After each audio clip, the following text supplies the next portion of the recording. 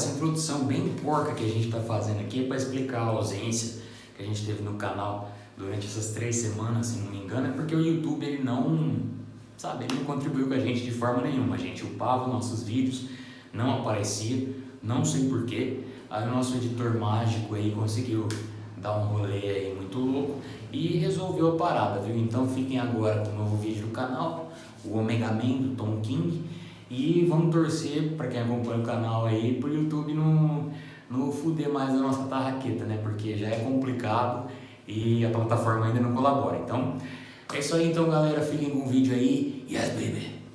Thank you.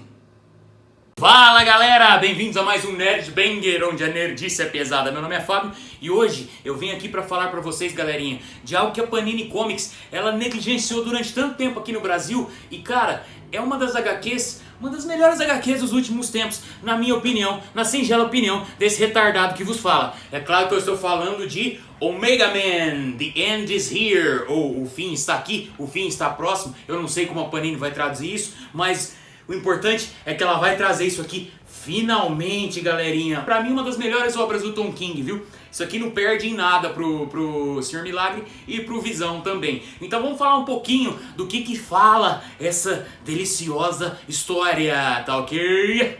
Os Omega Man, essa equipe que foi criada nos anos 80 pelo Marv Wolfman, se trata de um grupo de rebeldes refugiados do sistema Vega.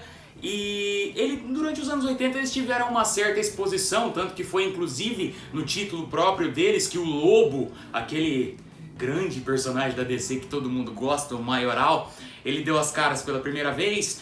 E eles tiveram uma certa importância durante os anos 80 nos quadrinhos e depois nunca tiveram nada assim de nenhum destaque. Até agora, depois dos 952 do Flashpoint, eles tiveram meio que uma tentativa de resgatar a equipe, que não ficou muito legal, e aí decidiram chutar tudo isso que eles tinham feito para escanteio e chamaram Tom King, que na época era o queridinho número 1 da DC Comics, né? Até hoje eu acho que ele ainda não perdeu o status disso, apesar de ele ter feito muita cagada ultimamente, mas isso é assunto para um outro vídeo.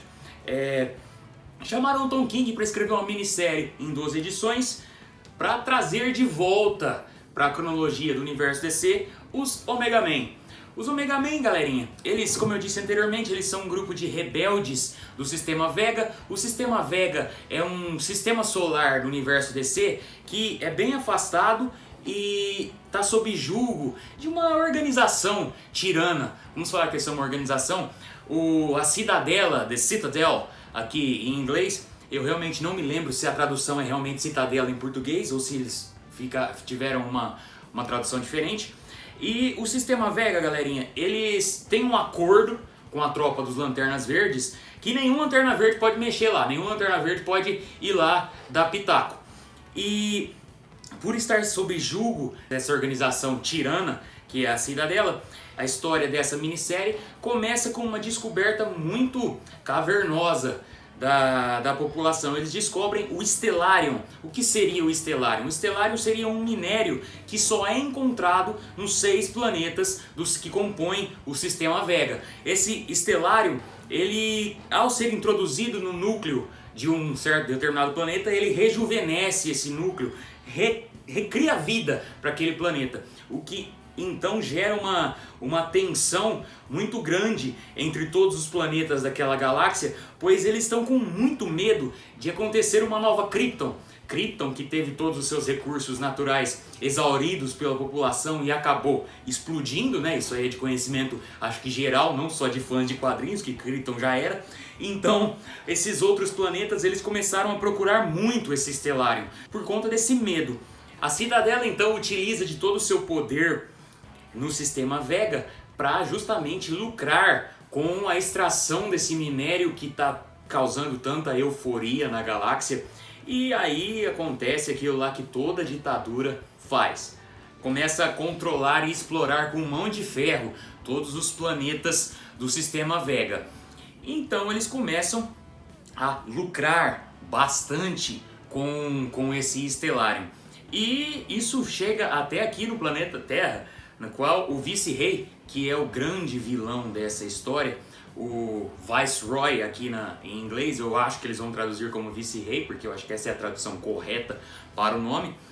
Ele entra em contato com os representantes aqui da Terra e o governo dos Estados Unidos manda o Kylo Rayner. O Kylo Rayner, o Lanterna Verde dos anos 90, o Lanterna Verde que assumiu logo após a loucura do Hal Jordan, que virou Parallax e saiu matando geral. Ele hoje, pelo menos hoje eu não sei como é que ele tá, faz um tempinho que eu não vejo ele nos quadrinhos, mas na época do lançamento de Omega Man ele era o Lanterna Branco. O que seria o Lanterna Branco? O Lanterna Branco é aquele lanterna que conseguiu, só existia ele no universo, que ele conseguiu dominar todas as cores do espectro de emoções. Ele dominou o verde da vontade, o rosa do amor, o vermelho da raiva, o amarelo do medo, o laranja da cobiça, o azul da esperança. Ele dominou todo esse espectro de emoções e que se tornou então o Lanterna Branco, que seria uma espécie de lanterna pica, né? O fudido do rolê. Ele então é convocado a ser o representante da Terra e ver o que está acontecendo lá no Sistema Vega. Ao entrar no sistema, graças a esse acordo que o Sistema Vega tinha com a tropa dos Lanternas Verdes, ele cede o seu anel para o vice-rei, para ele ali e conversar com o vice-rei, e também o vice-rei coloca ele na missão de encontrar os Omega Man. O que são os Omega Man nessa história? Eles são um grupo rebelde, um grupo que o vice-rei chama de terrorista, eles fazem atos terroristas, e o Kylo Rayner toma para si então a missão de investigar esses Omega Man. Logo no começo, ele é sequestrado e dado como morto por esses Omega Man, e então o plano deles é colocado in motion, né? Colocado em ação. Esses Omega Man, nesse quadrinho aqui, eles são compostos pelo Primus, ou Primus, que é de Ogipto, um planeta um pouquinho mais pacífico, um planeta turístico do Sistema Vega. Ele é um pacifista milionário, que é responsável por várias manifestações pacíficas, e ele aqui no começo, ele é como se fosse o líder da organização. O Tigor, que é um dos personagens mais legais dos Omega Man desde sempre, ele é do planeta Karna, que é um planeta de selvagens, é uma selva enorme, e ele é dominado por essa população do Tigor, que são tigres. Tigres gigantes, humanoides e falantes.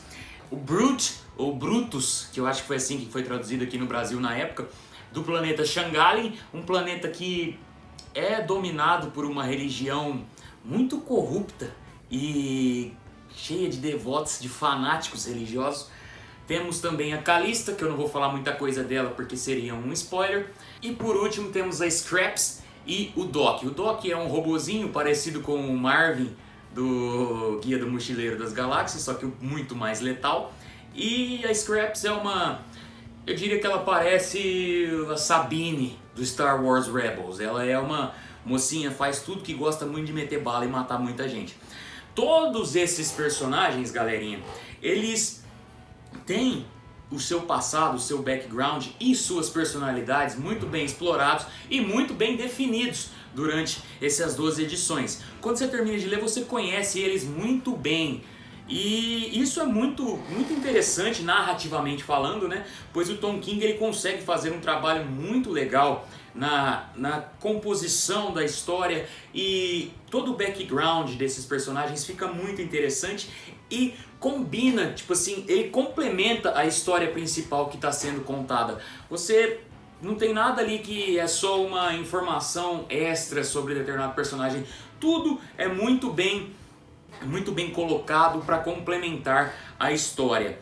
Então o Kylo Rayner, ele sequestrado por esses Omega Man, ele é levado a tentar descobrir qual é o plano maior desses personagens.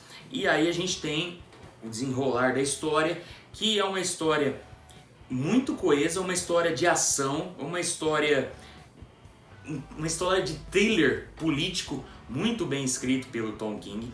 Ele, mais uma vez aqui, ele utiliza, igual ele colocou no Senhor Milagre, ele utiliza a linguagem narrativa de quadrinhos, aquele recurso narrativo dos 9 painéis por página, que vem desde Watchmen, né? Aquele recurso narrativo vem desde antes de Watchmen, mas ficou muito icônico em Watchmen, aqueles 9 painéis. E o que esses 9 painéis parecem para o leitor, na última página dessa edição aqui é muito legal vocês verem uma certa metalinguagem no que o Kyle Rayner fala na última página desse volume aqui. É um thriller político cheio de reviravoltas que toca em temas muito complexos, como terrorismo, fascismo, como ditadura, corrupção da religião, fanatismo religioso, a ideia de você ser obcecado tanto por uma causa que você joga toda a sua moral de lado para atingir os objetivos dessa causa. Não existem respostas fáceis para essas questões, para esses temas que são levantados nessa edição. E o Tom King, ele faz muito bem em não responder nada disso. Ele não toma partido em momento nenhum. É claro, os Omega Men aqui são os personagens titulares, então eles têm mais destaque. Mas destaque não quer dizer que eles são heróis, que o Tom King passa pano para as atitudes deles. Ele mostra muito bem os Omega Men fazendo coisas horríveis e injustificáveis, como assassinato em massa, explosão de propriedade, ataques terroristas, sequestro, suborno, extorsão.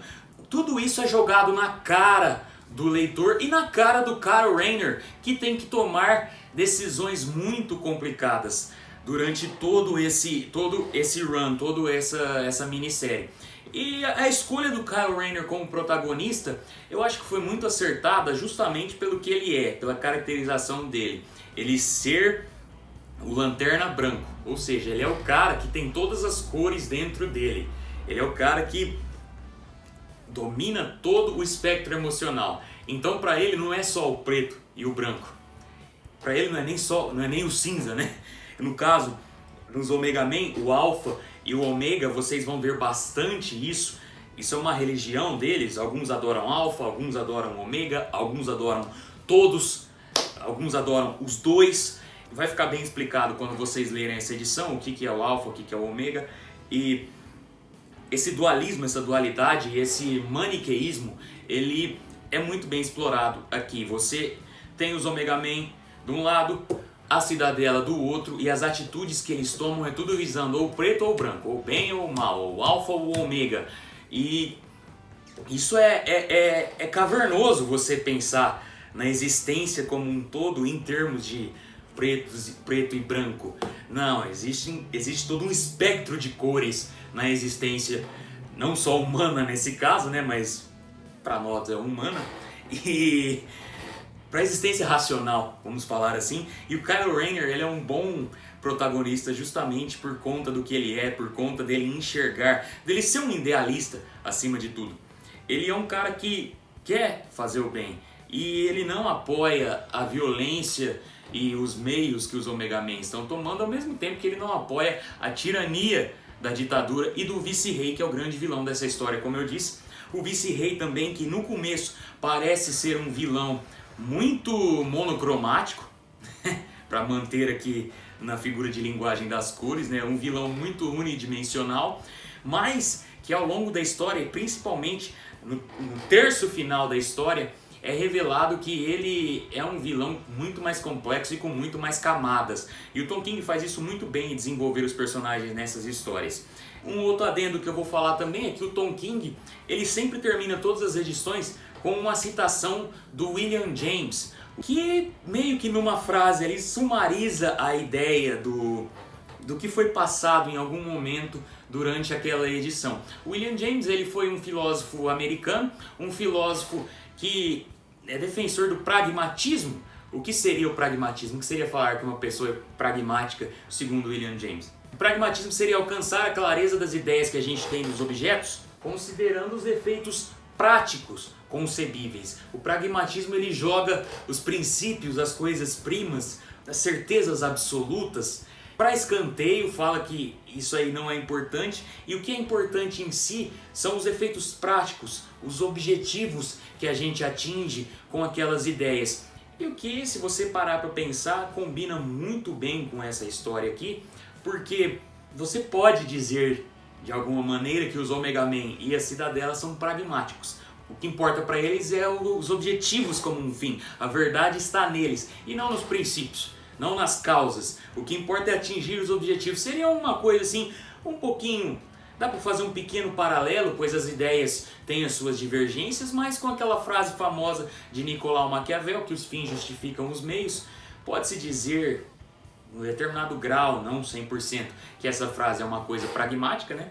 E isso é muito bem aplicado, e o Tom King, mais uma vez, foi muito feliz em escolher um dos grandes bastiões do método pragmático, do pragmatismo, para fechar todas as edições dessa obra dele, que é muito ligada a isso, né?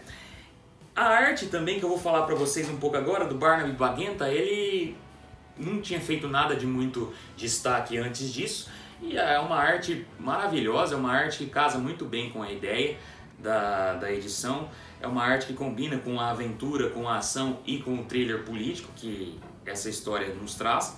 A narrativa gráfica dele também é muito boa nas partes de ação, é descomprimida, né? Você não tem o que seria um exemplo de uma história comprimida. Seria uma história tipo da época do Jack Kirby e do Stan Lee, no início do universo Marvel, na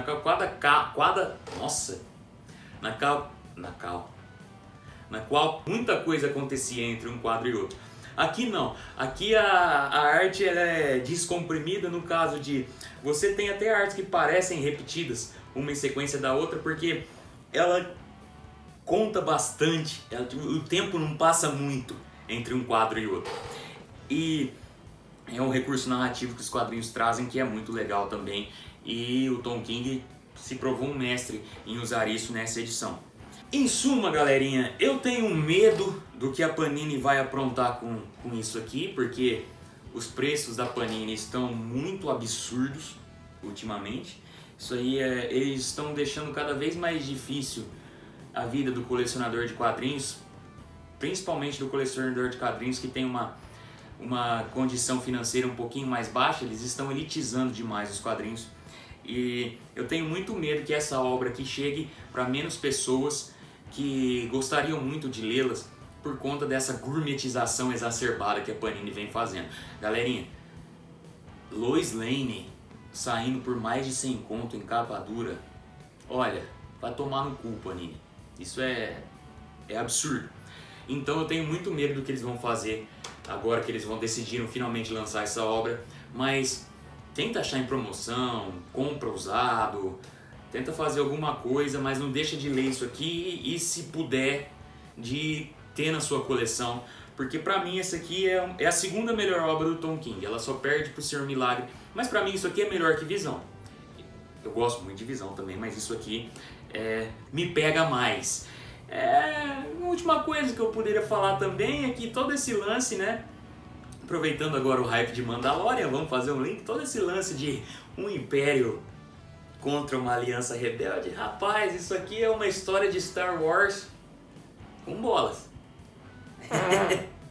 E com flatos. Então, quem é fã de Star Wars também tem que ler isso aqui, porque isso aqui, bem dizer, é um Star Wars adulto, com ideias menos maniqueístas e muito mais complexo. Então é isso. Se você gostou desse vídeo, vamos lá, vamos meter o dedo nesse joinha aí, vamos seguir a gente nas nossas redes sociais, Nerdbanger no Face e no Insta, e leiam Omega Man de qualquer maneira que vocês puderem, porque vale muito a pena, viu? E um abraço, forte abraço, Amplexus, e valeu!